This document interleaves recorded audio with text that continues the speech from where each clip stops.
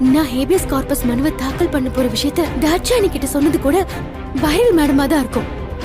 ஆமா இலக்கியா, நீ சொன்னது சரிதான். ஏற்கனவே அந்த டெண்டர் விஷயத்துல அந்த எஸ்எஸ்கே தாட்சாயணி கிட்ட சொல்லி ஏதோ ஒரு சதி பண்ணிருக்கா. அதே மாதிரி இப்ப நம்ம கூடயே இருந்துட்டு நாம என்னெல்லாம் பண்றோங்கிற தகவலை எஸ்எஸ்கே தாட்சாயணிக்கு கொடுத்து என் புள்ள கௌதம் நிரந்தரமா வெளியில வரவிடாம ஏதோ ஒரு சதி பண்றா. அதெல்லாம் சரி, நாம தான் நாகோ தேடிட்டு இருக்கோம் பார்த்தா இப்ப பைரவியும் தேடிட்டு இருக்காளே.